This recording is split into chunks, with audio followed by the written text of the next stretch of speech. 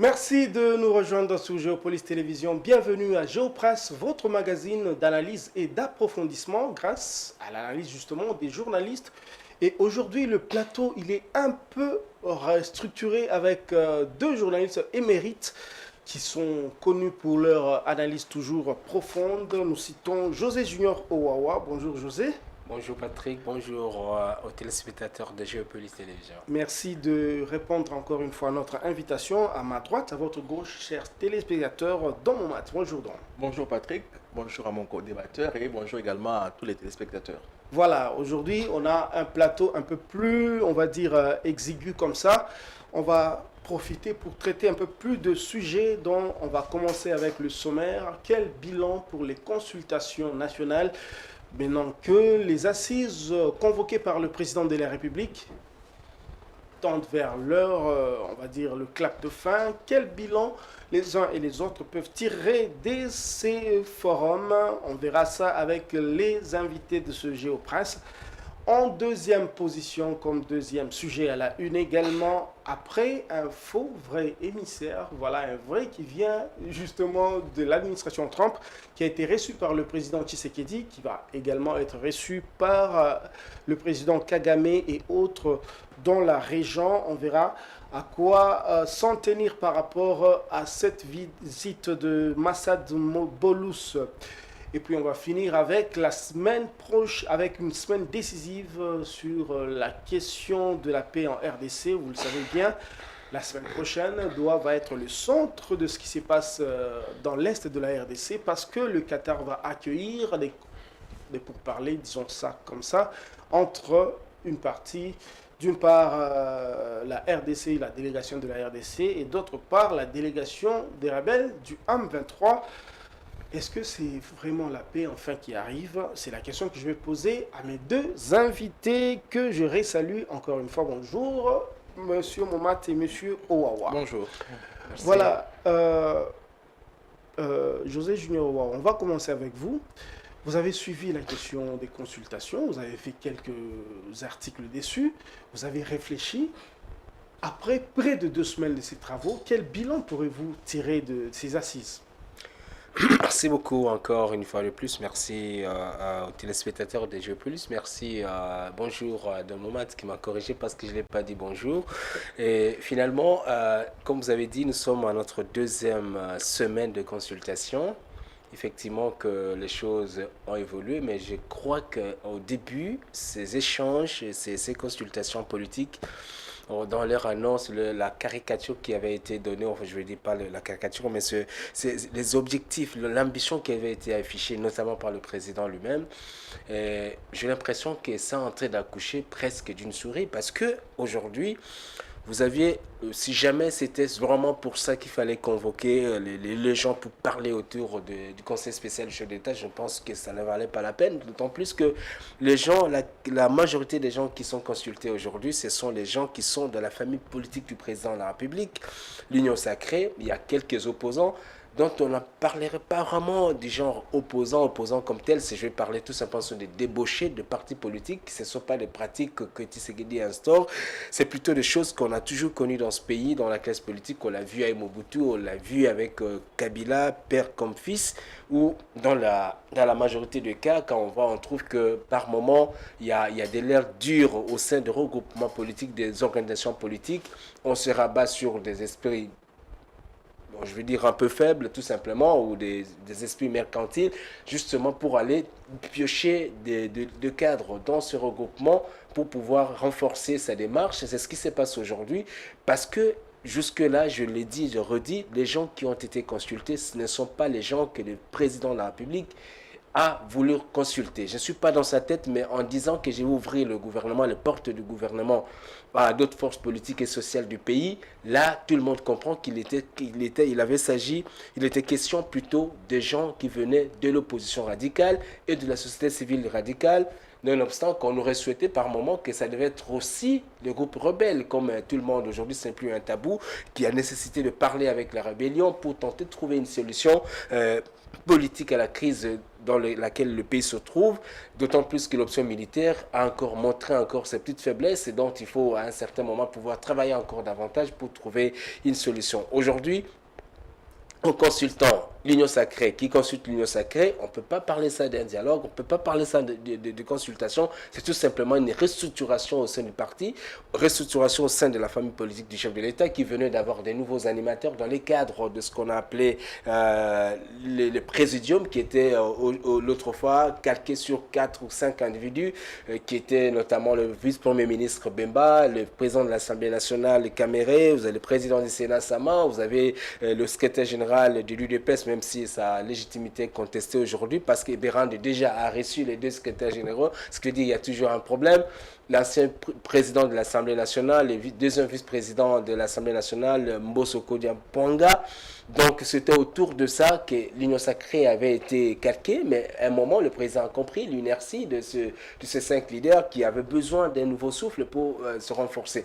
Et après la restructuration de l'Union sacrée, on s'est rendu compte que le président a décidé finalement d'exécuter la deuxième manche de sa communication avec l'Union sacrée. C'était, je crois, au mois de février dernier, en ouvrant les consultations, en confiant la mission à son conseil spécial qui a reçu, comme je tentais de dire, rien que l'Union sacrée. J'ai appris hier qu'il devait recevoir certains leaders quand même importants, cette fois-ci de l'opposition, notamment Adolphe Mouzito, et qui avait été, j'étais quelque part, et de sources annoncent qu'il devait être reçu, soit ces délégués devaient être reçus, en tout cas de manière officielle, et nonobstant ce qui s'est passé avec le PPRD, où vous voyez des jeunes gens de la jeunesse du parti, président du parti de Joseph Kabila, qui se font recevoir au nom du FCC, mais on sait que le FCC ne devrait pas être représenté par ces gens-là, mais quand même ils avaient été reçus par les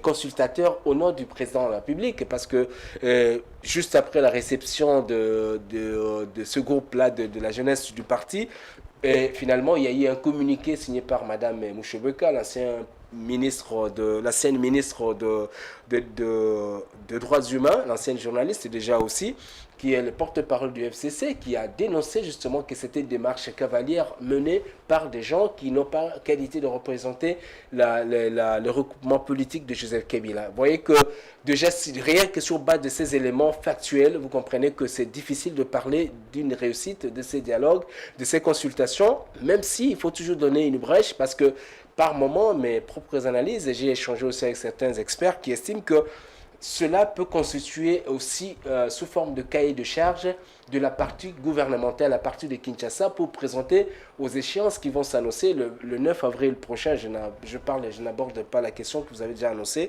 Peut-être on va en parler à l'heure à large. Je pense que ça ne peut être considéré qu'une première manche d'une démarche globale qui doit suivre par la suite. On ne peut pas dire que c'est un échec. Pour le moment, on ne peut pas non plus dire que c'est une réussite, ces consultations. D'autant plus que ça n'aura pas tenu toutes ses promesses. Voilà, mais vous dites quand même que c'est l'Union sacrée qui a consulté l'Union sacrée. C'est un regard, on va dire, dur d'un journaliste qui est froid, qui le dit. Dans mon maths, est-ce que vous avez le même regard? Est-ce que vous comprenez ceux qui disent, par exemple, que ces consultations ont été vidées de leur substance à la fin? Pas même à la fin. Je crois que dès le début, ces consultations avaient déjà été vidées de leur substance. Pourquoi? Je l'ai dit, puisque vous vous souviendrez que ces consultations sont nées sur les cendres d'une autre consultation qui s'est faisée. La consultation initiée par le père spirituel, on va les appeler comme ça, de la Senko et de l'ECC, qui, ayant analysé la situation dans laquelle se trouve le pays, avait vu, peut-être avec des yeux prophétiques, qu'il nous fallait un dialogue. Ils ont pris cette initiative-là de consulter en premier, d'ailleurs, le président de la République, qui les a bien accueillis et à encore leur témoignage, qui les a même encouragés à poursuivre leur démarche. Et une démarche à laquelle des opposants connus, des gros calibres, on va les dire comme ça, on va les qualifier comme ça, des gros calibres, ont une démarche à laquelle ils ont mordu. Une démarche à laquelle ils ont accepté de s'inscrire. Malheureusement, bien évidemment, pour des raisons politiques, puisque nous sommes dans un contexte où nos traditions veulent que ça soit le chef qui soit à l'initiative de toutes les actions.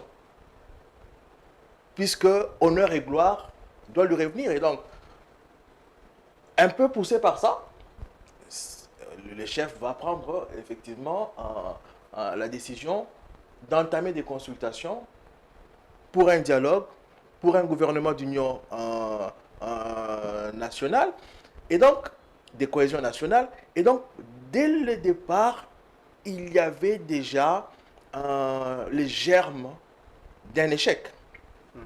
Et cela s'est confirmé en fait avec les consultations. Lorsque vous regardez, comme vous le disiez tout à l'heure, ou comme la plupart des analystes le disent, vous avez l'Union sacrée qui consulte l'Union sacrée, vous avez des leaders qui viennent au fait laver leur linge sale en famille, puisqu'il y a Bahati qui va venir et dire, bon, nous n'avons pas le respect qu'il nous faut, nous sommes parfois supplantés par des secrétaires généraux, alors que c'est nous, le chef. Quelqu'un d'autre vient et dit, bon voilà, nous n'avions pas été valablement représentés, que ce soit dans les présidiums de l'Union sacrée, que ce soit dans le gouvernement. Et donc, pour le prochain gouvernement, on doit quand même songer à nous par rapport à notre poids politique, le PALU notamment. Vous avez le président de l'Assemblée nationale qui vient et dit, ce que nous sommes en train de faire, nous devons le faire de manière à ce que ça puisse répondre à la vision du chef de l'État, parce qu'en ce moment, il y a parmi nous, il ne le dit pas clairement comme ça, mais en fait, je suis en train de lire entre les lignes. De lire entre les lignes. Parce qu'en ce moment, il y a parmi nous des gens, alors que le président prêche la cohésion nationale, il y a des gens qui sont en train de s'aimer la haine, la division, voire le tribalisme. Ça, c'est le président de la Chambre basse du Parlement qui l'a dit. Et il s'adresse aux sociétaires de l'Union sacrée pour la nation. Et donc, au finish, on a l'impression que c'était juste quelque chose qui a été conçu pour que les uns et les autres membres de l'Union sacrée puissent venir se parler véritablement. Lorsqu'on reçoit par exemple le secrétaire de l'UDPS, il dit ok, on va calmer les jeux, on sait qu'il y a des frustrés et tout. Et après, il y a d'autres qui vont venir, Gulowando et les autres vont dire, bon, nous sommes venus ici parce que notre problème, notre société est en crise, la situation socio-économique des citoyens lambda est encore un peu dramatique, il y a des choses à faire, nous nous battons pour le développement. Des choses qui sont dites par des membres du gouvernement qui rencontrent chaque vendredi le président de la République et qui sont censés dans cette réunion-là poser des problèmes qui touchent la population pour le développement. Et puisque nous étions véritablement engagés dans ce sens-là, et peut-être qu'on s'en est rendu compte, on a cherché et on cherche maintenant là à sauver le meuble. Et donc on va justement procéder à cette vieille technique que évoquait tout à l'heure M. Junior Owawa. Et donc, on va recourir au débauchage. Jusque-là, même des gens qui étaient effacés, depuis qu'ils sont dans l'opposition, depuis qu'ils sont dans l'opposition, ils n'ont jamais posé un seul acte démontrant qu'ils sont dans l'opposition, si ce n'est l'opposition de nom. Et ce sont des gens-là, pour la plupart, qui sont réussis à présenter comme des opposants. Je ne vais pas vous en citer les noms, mais ceux qui nous suivent peuvent deviner de qui il s'agit. Des gens qui sont tout simplement dans l'opposition par le fait qu'ils étaient dans un parti politique qui n'est plus au pouvoir. Après 6 ans, 7 ans, et voilà, ils sont de l'opposition. Mais qu'est-ce qu'ils ont posé comme acte véritablement démontrant déjà qu'ils étaient toujours affiliés à leur parti ou à leur regroupement, et qu'est-ce qu'ils ont posé comme acte démontrant qu'ils étaient dans l'opposition. Ça, vous pouvez chercher. Aujourd'hui, il y a beaucoup de canaux de vérification. Vous n'en trouverez pas. Donc, on va prendre ce qu'on appelle, excusez-moi, des menus frétins pour le balancer comme des opposants. Mais j'ai dit que tout n'est pas à voir négativement, puisque si ces consultations auraient permis aux membres de l'UCN qui sont au pouvoir de se dire des vérités, c'est déjà un premier pas aussi pour que nous puissions avancer. Mais on est encore très loin, encore très très loin de objectifs ou des résultats qu'on aurait dû espérer recevoir de ces consultations. Voilà, José Junior Ouawa, on sait que l'Union sacrée, c'est toutes les provinces, tous les gouverneurs, c'est tous les ministères, on va dire tous les gouvernements provinciaux et le gouvernement national. C'est quasiment le trois quarts des parlementaires. Bon, la configuration en démocratie veut qu'il y ait une majorité, une opposition. Est-ce que l'Union sacrée peut se passer des opposants qui ne sont pas venus pour dire qu'eux restent dans l'opposition, la majorité continue, on a une configuration normale, majorité, opposition et puis société civile. Est-ce qu'ils peuvent se passer de l'opposition? Non, ça c'est... Moi, je ne partage pas ce point de vue parce que là, nous sommes dans les juridismes politiques alors que nous ne sommes pas dans le domaine du droit ici. Nous sommes dans le domaine politique qui tient compte de la sociologie du pays. La sociologie nous montre effectivement qu'effectivement, vous pouvez avoir 80% de députés, vous pouvez avoir autant... Joseph Kabila avait été majoritaire en 2019 quand on gagne les élections, quand on organise les élections en 2019, 2018, 2019, quand il cède le pouvoir. Mais son candidat, Chadari, ne passe pas comme président de la République. Félix Tshisekedi, qui n'avait pas la majorité au Parlement, a été élu président de la République. Et finalement, on s'est rendu compte que la représentativité, parce que la situation dans nos sociétés, moi, on a eu quand même le privilège d'être un peu partout dans ce pays ici. Vous regardez que vous arrivez à Kasumbalesa, vous avez un jeune homme qui est là, qui a fait ses affaires sur place, qui a un nom, et qui passe député. Et finalement, le parti politique qui vient l'acheter, ou soit vient lui demander de société ses services, il est de la majorité présidentielle. Mais cela ne veut pas dire qu'effectivement que votre majorité est acceptée localement là-bas. C'est la personne, l'individu qui est accepté là-bas. Vous êtes expert en communication, vous savez, il y a une théorie de la communication, on parle de la communication à double étage, où le message qui vient de Kinshasa, pour que ça arrive à Lodja chez moi, ça doit passer par quelqu'un, par Lambert Mende. Parce qu'arriver là-bas, par exemple, Félix Tshisekedi n'est pas consommé comme produit marketing. C'est Lambert Mende qui doit faire passer le message à Lodja parce qu'il parle dans la langue que les gens de Lodja doivent comprendre. Vous arrivez à Faradje et c'est Atama qui doit parler là-bas. Vous pouvez être ce que vous voulez. Bref, pour dire que cette majorité qui est réelle, au niveau majorité numérique, au niveau des chambres représentatives du pays, n'a rien à voir avec la réalité sur le terrain. La réalité sur le terrain est que aujourd'hui, nous avons une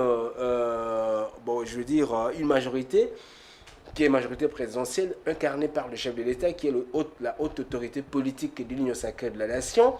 Et au même moment, vous avez une rébellion qui a éclaté à l'est du pays depuis 2021, si je me trompe. C'est-à-dire pour faire quoi? Pour contester justement cette majorité qui est en place. Et en même temps, vous avez une opposition dite non armée, qui est conduite notamment par Moïse Katumbi, conduite par Martin Fayulu, et conduite par tous les grands opposants que vous connaissez, les Matata Pogno, les autres, les Sessanga et consorts, qui sont justement en train de contester cette majorité qui est majoritaire. Par définition, ça devait être la majorité de la population. C'est-à-dire que cette majorité, vous ne pouvez pas le dénier, que ce n'est pas une majorité au pouvoir, mais c'est justement sur le plan sociologique qu'il y a des pans de sociétés qui ne se reconnaissent pas en cette majorité, d'où l'instabilité que vous voyez aujourd'hui, un peu sur le plan politique et aussi sur le plan sécuritaire. Je ne pense pas que ce serait faire bonne analyse de pouvoir penser que aujourd'hui cette société peut demeurer à fonctionner normalement, parce qu'aujourd'hui le fonctionnement du pays est handicapé justement à cause justement de ce que nous connaissons sur le plan politique pas vraiment, et surtout sur le plan sécuritaire. Donc c'est dans ce cadre-là que le chef de l'État a vu juste et a compris qu'il a fallu initier des consultations pour créer, moi je ne parlerai même pas d'un gouvernement d'union nationale, mais ça serait un gouvernement de cohésion nationale, parce que l'objectif premier, d'après ce qui avait été dit ce jour-là, c'était de cimenter la cohésion au niveau national pour mieux faire face à l'agression de l'extérieur. Vous voyez ça? Ouais. C'est un peu différent. Alors, aujourd'hui, est-ce qu'on va dire que comment est-ce qu'il faut se faire? C'est justement la question qu'il fallait peut-être poser, parce que du fait que nous n'avions pas réussi, en tout cas la majorité n'a pas réussi à convaincre l'opposition à rejoindre la table de discussion, en tout cas jusque-là, les conclusions, les négociations vont s'arrêter, il semble, sur le 7, ce 7 ici, Le lundi, oui. le lundi. Donc on ne veut pas non plus dire aujourd'hui que ça a échoué, comme Don Moment l'a dit. C'est possible que les choses puissent évoluer dans l'entretemps, mais au stade actuel, et il faille pour qu'on dise que ça a vraiment donné quelque chose, que les leaders de l'opposition qui ont pignon sur rue, dont on a parlé ici, doivent être convaincus, doivent rejoindre la table de négociation, parler avec le conseil spécial de leurs problèmes et que lui va ramener ça au chef de l'État qui doit en décider sur ce qui doit être fait. Malheureusement, pour l'instant, les lignes ne semblent pas bouger, d'autant plus que pour l'opposition, le seul dialogue qui est à même de solder la situation, la crise actuelle, c'est le dialogue de la SENCO. La SENCO, qu'est-ce qu'il dit dans son histoire qu'on appelait pacte, je sais pas, pour la stabilité, pacte social. Et pour la SENCO, il n'y a pas question de parler de développement, de la stabilité du pays à partir de Kinshasa. Il fallait parler un peu partout. D'où vous avez vu les échanges de la SENCO avec Corne Nangaa à Goma, vous avez vu la descente de la SENCO à Kigali, vous avez vu la descente, il n'y a pas longtemps, ils étaient même aux États-Unis pour voir toutes les solutions. La SENCO est dans une démarche beaucoup plus globale qui on peut-être estimer que cette démarche peut fonctionner. Mais la difficulté aujourd'hui, parce qu'on dit cette démarche de la SENCO est sponsorisée quelque part, parce que payer les billets d'avion, les séjours, tout ça, partout la SENCO se retrouve, ça pose quand même problème au niveau des financements. Ils ont justifié la source de leur financement. Ils ont dit, Fulgence Mouteba, archevêque de Lubumbashi, a dit qu'ils payent, c'est la SENCO et les CC qui payent leurs propres billets, mais il y a également des pays hôtes qui payent ces billets et même leur logement. Et là, par exemple, c'était l'Ouganda qui a tout pris en charge. Donc, vous voyez que déjà, l'Ouganda, s'y investissant, est-ce que c'est parce que c'est un pays voisin qui ne veut pas que la crise arrive chez lui et que l'Ouganda est en train de faire? Est-ce qu'il y a un agenda caché derrière ça? C'est toutes ces questions autour desquelles il fallait parler. Moi, je suis beaucoup plus, je termine par là, je suis beaucoup plus, je voulais parler beaucoup plus de ce que les églises du Réveil et les autres qui estiment que la démarche de la SENCO, en fait, la logique de la démarche de la SENCO devait être versée dans les consultations du chef de l'État en tant que garant de la nation, parce que ces éléments que la SENCO a récoltés pendant presque plus d'un mois de contact peut permettre à ce qu'on enrichisse la démarche de M. Kolonele, le conseil spécial du chef de l'État, et que, quitte à savoir, peut-être en annexant les données que la SENCO a récoltées auprès de ceux qui hésitent encore pouvoir rejoindre la table de négociation, cela peut permettre à ces opposants qui jusqu'à aujourd'hui refusent de pouvoir rejoindre les échanges, de pouvoir finalement être convaincus que, effectivement, ce qu'ils ont dit à la SENCO serait pris en compte. Mais encore faut-il d'abord que ce que la SENCO est en train de faire soit accepté. On a vu que les partis du pouvoir, l'UDPS notamment, ont rejeté et on a même vu parfois en venir aux invectives contre le prêtre et les pasteurs de l'ECC. Déjà, là, il se pose un problème et donc on ne peut pas s'attendre à ce que la SENCO, ce qui a été récolté, les données récoltées par la SENCO, soit acceptées aussi facilement. Oui. Et en ce moment-là, on revient encore à la case de départ, puisque vous avez les opposants dont on a dit ici, les gros calibres, qui plus ou moins font confiance dans la démarche de la SENCO, et lorsqu'ils voient déjà qu'au niveau du parti présidentiel, on rejette cela, et c'est probable que l'on puisse également rejeter les résultats. On voit donc qu'il n'y a pas une convergence de vues à espérer là-dessus. Là, vous avez totalement raison, mais moi, j'estime aussi que nous sommes dans un système de négociation. Les négociations, c'est-à-dire c'est des concessions qu'on se fait. Ce n'est pas forcément que le cahier des charges que l'opposition doit devoir ramener sur la table de négociation va exactement être exécuté intégralement. De la même chose, et ce ne sont pas les revendications du pouvoir, le pouvoir pas souvent des revendications, ce n'est pas la position de pouvoir qui va être intégralement avalée par l'opposition. Je pense qu'il est nécessaire que les deux démarches soient fusionnées et que de là puisse sortir un cahier de charge à même de pouvoir mettre d'accord tout le monde, tout en sachant que ça ne sera pas toujours possible que tout le monde soit d'accord sur tout ce qui va être dit, mais des concessions possibles, d'autant plus que cela puisse faire avancer les choses dans un contexte où le pays a vraiment besoin de cette paix, parce que tout semble bloqué du fait que nous avons la guerre, des millions de dollars qui sont investis pour justement la stabilité du pays à l'Est. Voilà, il y a donc un problème d'un côté comme de l'autre, c'est-à-dire que d'un côté la CENCO, de l'autre côté les consultations avec le Conseil Cachemire et Birandé. Problème d'unanimité, de consensus et d'inclusivité, ça va se poser toujours. José Junior l'a dit tout à l'heure, les négociations ou bien la quête pour pouvoir trouver une paix en RDC se fait ici au Congo, mais aussi ailleurs. Et parlons d'ailleurs, il y a quelqu'un qui est venu de très loin, le conseiller principal du département d'État, Massad Boulot, qui est venu à Kinshasa, qui doit aller à Kigali, qui doit aller en Ouganda et également au Kenya pour parler justement paix et investissement. Donc, Matt, vous avez suivi tout ça. Mais avant d'aller plus loin dans les commentaires, si on parle le même langage avec la régie, je vais en tout cas demander à la régie de nous proposer d'abord son passage au niveau de la présidence et son commentaire, sa lecture des choses, de ce qui se passe au Congo et dans la région. Suivez.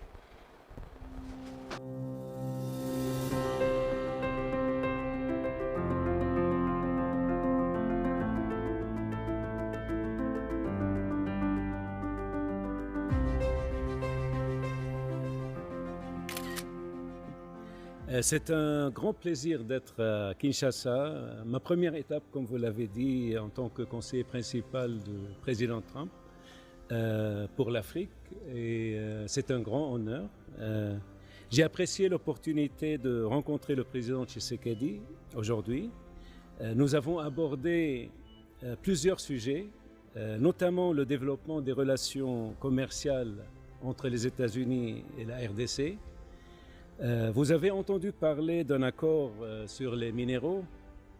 Nous avons pris connaissance de la proposition de la RDC et je suis heureux d'annoncer que le président et moi avons convenu d'une voie à suivre pour son élaboration. Je me réjouis de collaborer avec le président et son équipe pour établir une relation plus profonde qui profite le peuple congolais et le peuple américain, stimuler les investissements du secteur privé américain en RDC, notamment dans le secteur minier, est un objectif commun qui contribue à la prospérité de nos deux pays.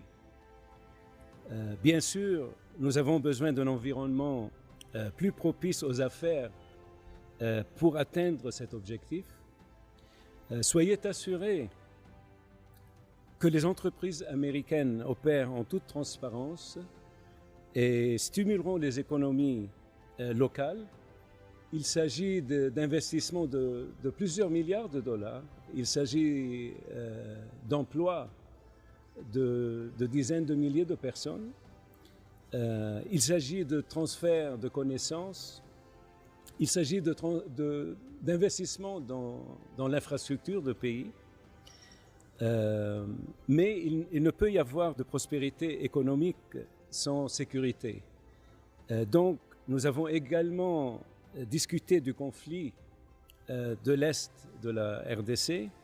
Les États-Unis restent déterminés à soutenir la fin du conflit dont l'Est et nous discutons des prochaines étapes avec nos partenaires congolais.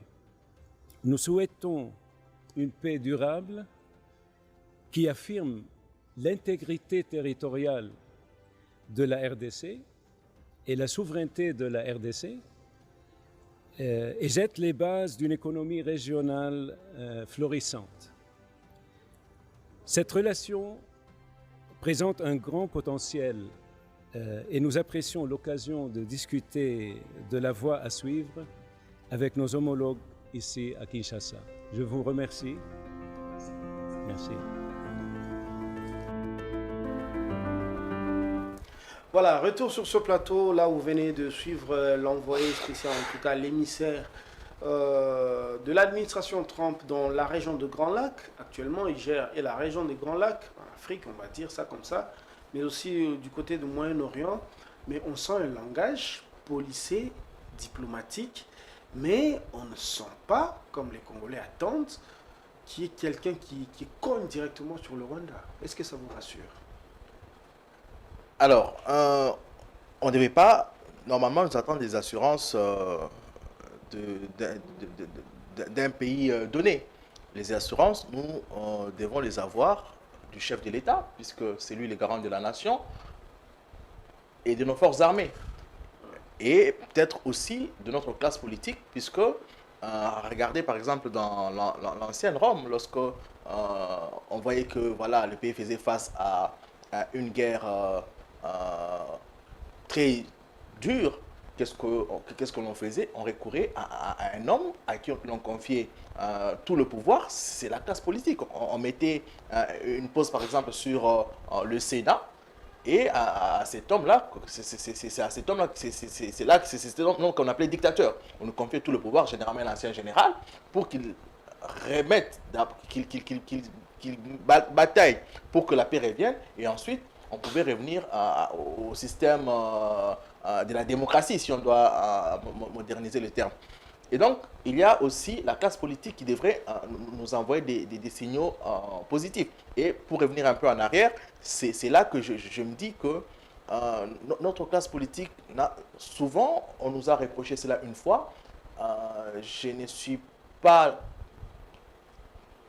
vraiment à l'aise de reprendre le terme, mais je crois qu'il nous faut une certaine maturité pour notre classe politique, puisque écouter également l'autre pour les opposants que nous avons cités, les gros calibres, aller écouter Eberhard au moins, ça n'est pas, à mon humble avis, ça ne poserait aucun problème. C'est aussi par patriotisme que l'on peut Mais poser, ça peut être vu aussi comme une posture politique pour faire passer un certain message. Le fait de ne pas venir. Oui, oui, mais ici, on est dans une situation, peut-être que on n'a pas encore saisi, on n'a pas encore saisi la portée, mais nous sommes dans une situation très, très, très grave. Au moment où nous parlons, il y a des villes qui sont occupées, des grandes villes, Goma, Bukavu. Au moment où nous parlons, selon certains rapports, il y a plus ou moins 70 viols quotidiens. Au moment où nous parlons. Au moment où nous parlons à Walikale, ils seront à court de stock des médicaments. Au moment où nous parlons, il y a la malnutrition aiguë. Il y a eu 2 millions de déplacés supplémentaires. Au moment où nous parlons des Congolais comme vous et nous, comme vous et moi. Et donc, la situation est grave. L'heure est très grave. Et cela nous amène à transcender nos passions, notre ego pour l'intérêt du pays.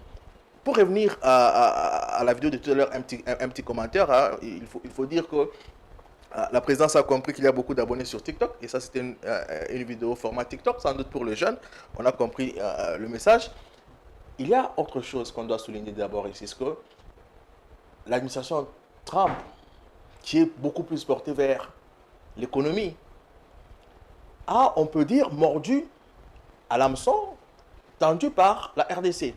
Voyez-vous la personne qu'on envoie? Non seulement c'est un proche parent de Trump, mais vous avez également suivi sa maîtrise parfaite du français. C'est un point important. C'est-à-dire que l'administration Trump a vu que certainement que le deal qui lui a été proposé par la RDC était très intéressant. Et donc, on va envoyer quelqu'un qui est non seulement proche de Trump, mais qui comprend correctement le français et qui aussi comprend très bien, puisque c'est un Américain, comprend également très bien l'anglais, puisqu'il y a un enjeu sous-régional. Et donc ça, c'est déjà un élément du langage non-verbal qui peut nous montrer que l'administration américaine est tout de même très intéressée par le deal qui lui a été proposé de minerais contre la paix. Mais on ne peut pas s'en réjouir tout de suite, puisque le chemin est long. Vous avez suivi, l'envoyé spécial de Trump pour la région de Grand Lac. Il a passé, toute l'économie de son message était basée sur les mines, Ouais. sur ce que l'on peut faire. Et un tout petit peu vers la fin, il va brosser la question sécuritaire. Ça, c'est aussi quand même un élément de langage qui nous dit, tiens, ils ne sont pas si précieux que ça de s'investir à bras le corps pour dire X, Y, mettez-vous à table, mettons fin à cette guerre. Donc, cela nous montre qu'il y a encore un long chemin à faire. On ne devrait pas tomber dans l'euphorie, nous dire que voilà, les Américains se sont impliqués, dans quelques jours, dans quelques mois, il y aura la paix, il y aura la sécurité. Non, non. Les choses ne vont pas se dérouler comme s'il y avait une baguette magique là. Et donc, c'est à nous de continuer à travailler d'abord sur nous-mêmes. Tout à l'heure, j'étais sur la classe politique. À nous de travailler sur notre armée. Récemment, il y a eu une nouvelle mise en place au sein de la police, sans doute pour faire face aux défis sécuritaires aussi internes qui se posent dans les grandes villes. Mais cela montre que nous essayons d'avancer sur plusieurs plans. Et c'est important de le rappeler. Lorsque vous suivez par exemple généralement le ministre de la Communication, Patrick Mouyaya par exemple, il dit que nous sommes sur plusieurs fronts. Nous sommes sur le front médiatique, nous sommes sur le front politique. Et aujourd'hui, nous sommes même sur le front culturel. Et donc, malgré que nous sommes en train d'avancer sur ces deals-là avec les Américains, au même moment, nous devons nous investir avec toute notre énergie sur d'autres plans, sur d'autres fronts. Puisque c'est en combinant finalement tout le front que nous pouvons espérer remporter une victoire. Et ici, lorsque nous parlons de la victoire, il ne s'agit pas d'une victoire des armes contre les armes nécessairement, mais il s'agit de la victoire de ramener la paix par n'importe quel moyen. Puisque tout à l'heure, je vous ai brossé un peu très sommairement les tableaux sombres dans lesquels se trouvent plusieurs villes aujourd'hui, plusieurs territoires et surtout plusieurs personnes. Cela nécessite à ce que nous puissions ramener le plus rapidement que possible la paix chez nous. Voilà, José Jouan, vous avez aussi suivi le passage de Massad Boulos au niveau congolais, mais il va passer aussi à Kigali. On a vu il y a quelques 3 semaines qu'il y avait un autre qu'on présente comme un faux vrai émissaire qui est passé par ici, mais qui est passé aussi par Kigali. Et quand il est rentré, il a fait des commentaires un peu désobligeants, jugés désobligeants de la part du Congo. Cette fois-ci, c'est la bonne. Mais est-ce que la tactique économique n'est pas aujourd'hui la meilleure, justement, sur laquelle, est-ce qu'on est sur la bonne voie pour mettre en réel l'insécurité et la guerre? Bon, moi, comme il a dit, hein, il faut pas, on est un peu vacciné pour tout ce qui est émotionnel, tout ça. On voit plutôt le fait. Le fait, il a bien expliqué que la situation actuelle ne nous permet pas, en tant que Congolais, en tant qu'observateur de la vie politique et sociale du Congo, de pouvoir nous laisser berner par les Américains en fait, ceci. Les Américains, ce sont des êtres humains comme nous, c'est un peuple comme nous. Et en relation internationale, il y a un principe sacro-saint qui parle de l'intérêt national. L'Amérique n'est pas venue ici parce que nous sommes le Congo. Il a même dit dans son message quelque part que ce sont des négociations qui vont permettre à ce que les peuples américains et le peuple congolais puissent se retrouver. Donc c'est un deal, c'est une négociation de win-win. Et donc, je ne peux même pas win-win, mais au moins que chaque partie puisse tirer profit de ce pourparler. Donc je pense que ce qui est peut-être important à relever ici, c'est que ça faisait longtemps, peut-être c'est pour la première fois depuis Mobutu, que vous voyez des officiels américains venir parler. Non, on a vu l'autre ministre, l'équivalent ministre des Affaires étrangères, hein, le chef du département, le secrétaire d'État, ouais. Anthony Blinken, qui était ici aussi sous le président Biden.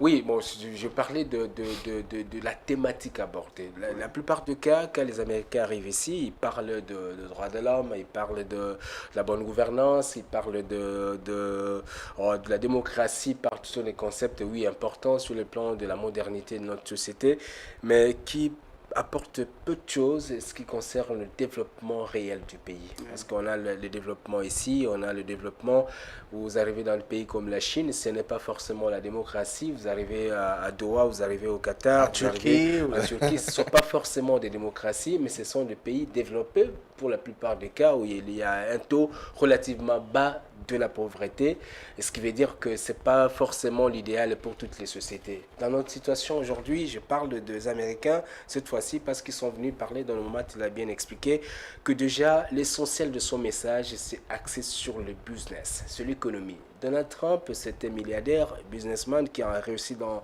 l'immobilier. Il est entouré de la plupart des cas deux milliardaires, dont le plus riche du monde, avec plus ou moins 440 milliards de dollars, Elon Musk, qui est là.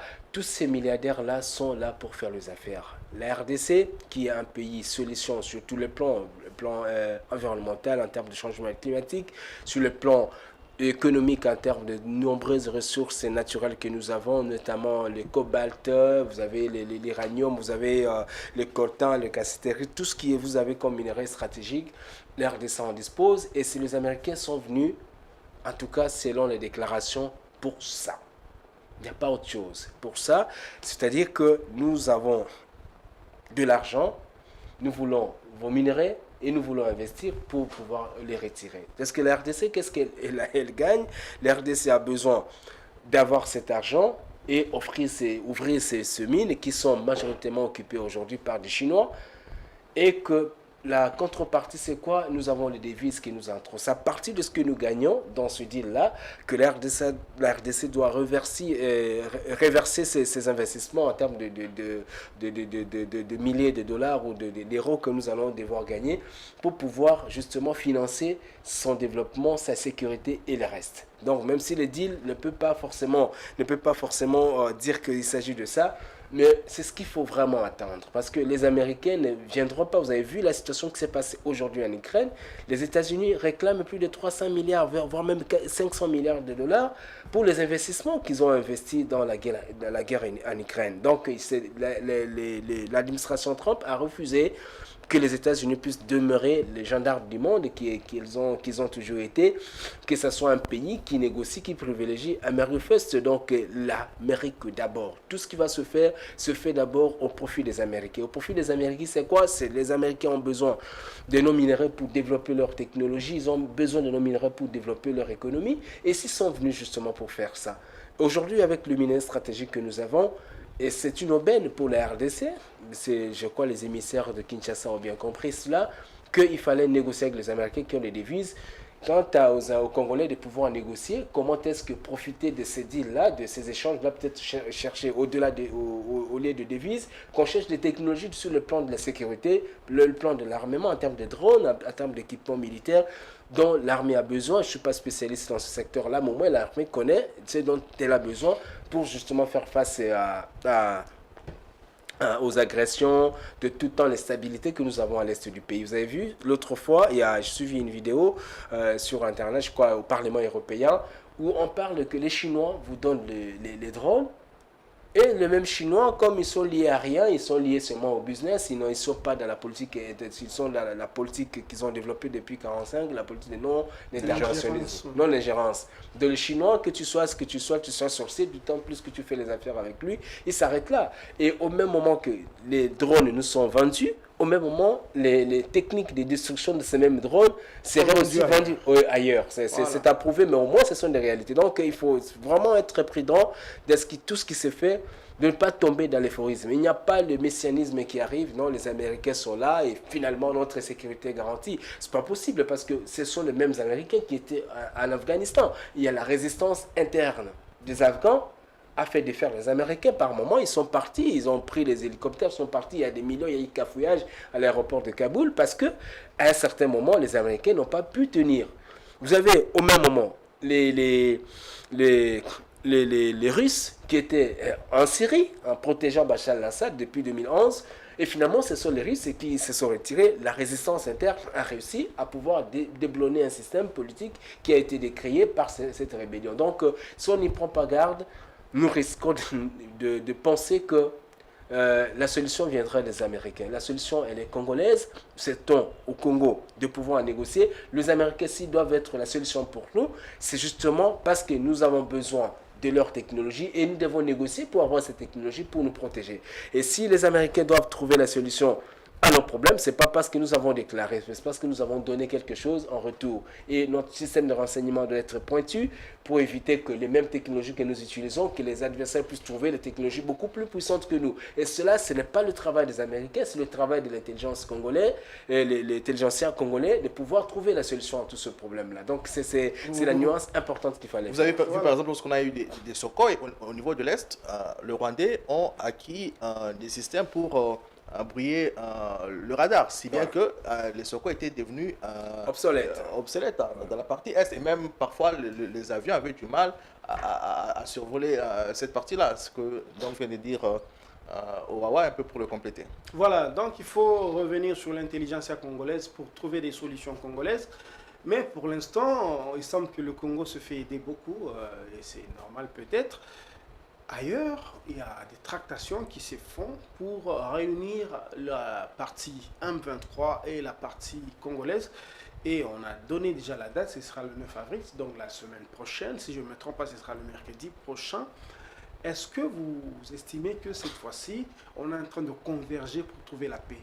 Parlant justement de ce qu'on peut appeler le processus de Doha.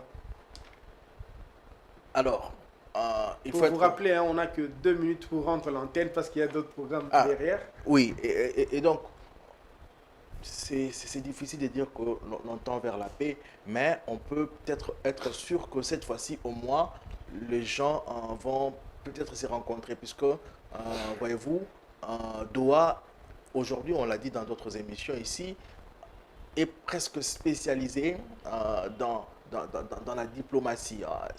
Ils sont presque devenus les experts de rencontres entre des belligérants, si on doit les appeler ainsi. Lorsque M. Owawa évoque, par exemple, le départ des États-Unis de l'Afghanistan, les États-Unis ont négocié avec les talibans qui prenaient le pouvoir à Doha pour sécuriser certains de leurs ressortissants, ou du moins l'aéroport, le temps d'évacuer tout ce qui leur appartenait, hommes et matériel. Ce qui avait été présenté comme étant des terroristes. Hein? Voilà. Oui, et donc le Doha a acquis cette expérience-là. Et donc on peut, voyez-vous, Doha même pris à presque tout le monde à contre-pied, l'Angola notamment, et la SADC, le EAC. On a vu comme du temps où on voyait Mobutu surgir du ciel grâce à Sakombi avant le journal. On a vu comme ça l'image de Tshisekedi, Kagame à Doha, quelque chose d'inattendu, d'inespéré. Et donc, on peut se dire qu'il y a de fortes chances de rencontres. Et dès lors que les gens commencent à se parler, on peut espérer qu'il peut y avoir des avancées. Vous avez vu, sur le terrain, il y a eu aussi quand même évolution. On parle aujourd'hui de Walikale, où les rebelles se sont retirés, on entend dire par bonne foi, pour donner la chance à ce processus qui va commencer. Et donc, on peut espérer qu'il y aura au moins un début de dialogue. Et dès lors qu'il y a un début de dialogue, c'est déjà une bonne chose, plutôt que de ne pas se parler et de continuer à se parler avec les armes. Et ça va peut-être sur le plan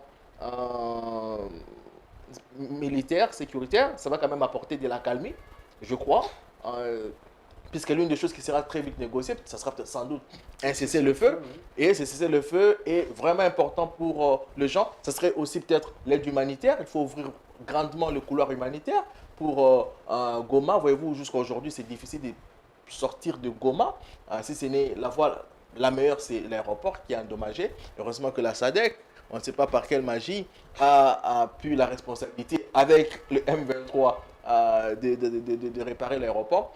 Du moins, on peut espérer que ces choses-là puissent venir très rapidement.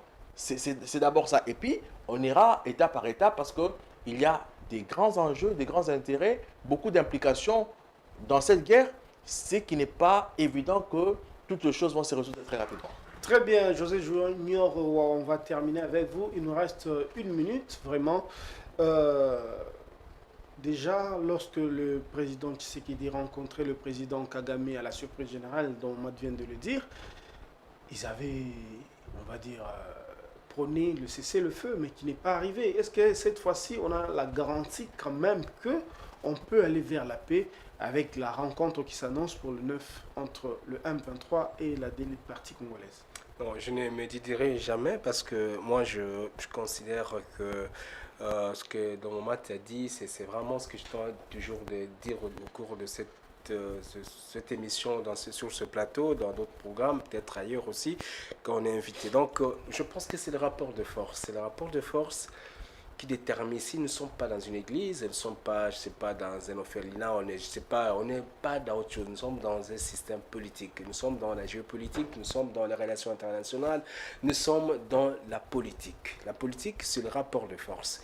Aujourd'hui, comme vous avez parlé aussi de cette histoire de cessez-le-feu, les cessez-le-feu n'était pas évident, c'était pas évident que ça puisse être respecté parce que le M23 a toujours dit qu'il n'est pas soutenu par le Rwanda. Comment Kagame va dire, un communiqué du ministère des Affaires étrangères qatari, va dire qu'il y aura cessez-le-feu, les deux chefs de l'État sont convenus et vous pensez que directement les armes vont se taire sur le terrain, d'autant plus que Tshisekedi, oui, lui peut dire au FRDC de ne pas se battre, ils vont s'arrêter, ils ne vont pas se battre, même si au sein du FRDC, de la coalition gouvernementale, vous avez des forces qui n'obéissent pas forcément à la hiérarchie militaire, notamment les Wazalendo, dont on parle, certains indisciplinés qui sont dans les rangs, là ça ne manque jamais, mais ça ne doit pas forcément être le cas pour le M23 parce que le M23 a dit que c'est une force autonome qui n'a rien à voir avec le Rwanda. Mais le Rwanda ne peut pas dire que c'est ce le fait, et puis le fait, c'est directement d'où les résultats sur le terrain, et aussi le M23. Mais à quelques jours de négociations, le M23 avait besoin de pouvoir justement montrer ses muscles, que je suis encore une force. Je ne peux pas directement être considéré comme on m'a toujours présenté comme un supplétif d'un pouvoir extérieur. Aujourd'hui, les négociations vont s'ouvrir, comme vous parlez, le mardi prochain.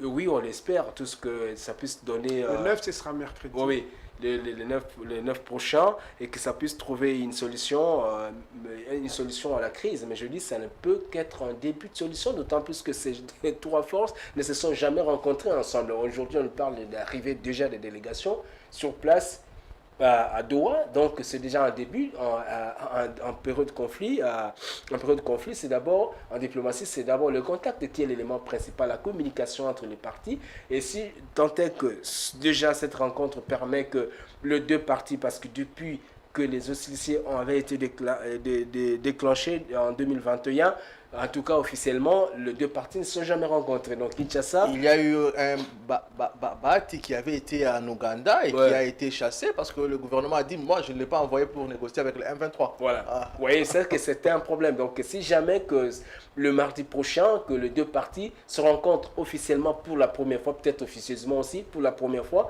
c'est déjà quelque chose. Et on suppose que déjà pour que la médiation puisse annoncer finalement, la facilitation puisse finalement annoncer que les deux, en annonçant même la date, ça sous-attend qu'il y ait justement des assurances de part et d'autre, même si le 18 mars dernier, Luanda aussi nous a dit que c'est la même chose, mais finalement on s'est rendu compte que c'est pas ça. Il faut être prudent et si l'espoir est là, nous souhaitons que ça soit le cas, mais il faut être prudent en attendant que le dénouement de la situation puisse s'observer déjà à partir de ce qui va se passer mardi. Voilà, il faut être prudent et toucher du bois, en tout cas pour les communautés qui actuellement subissent les affres de la guerre. En tout cas, ce sera votre mot de la fin. José Junior, on vous remercie beaucoup pour vos analyses toujours profondes. On remercie également Don Mat pour ses analyses toujours profondes.